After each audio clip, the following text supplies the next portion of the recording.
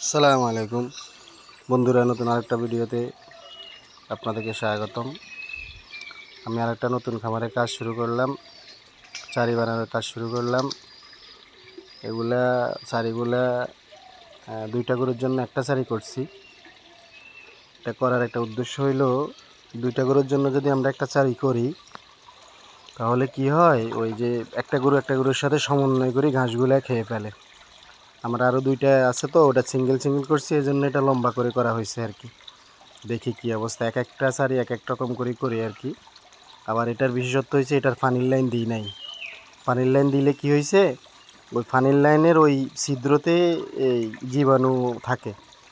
ওই পানিটা দু একদিন পরিষ্কার না করা হইলে ছিদ্রের ভিতরে আসলে ময়লা ঢুকে অনেকটা দেখছি ওখানেই পোকা জমে।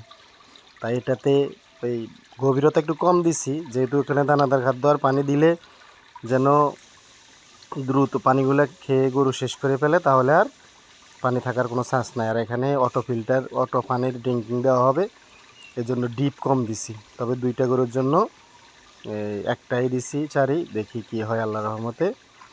আর বিশেষত ঘাসগুলা দিলে গরুগুলা খুব সুন্দর করে একটার সাথে সমন্বয় করে খেয়ে ফেলে।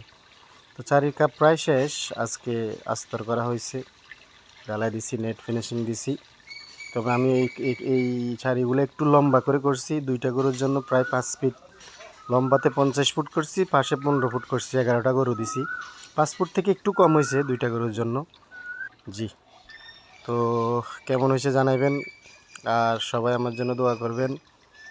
কালকে আসলে অনেক কষ্ট হয়েছে, 3জন রাজমিস্ত্রি নিচে নিজে থাকি কাজটা করানো হয়েছে। তো সবার জন্য দোয়া করবেন, কেমন হয়েছে জানাইবেন। জি, আসসালামু আলাইকুম।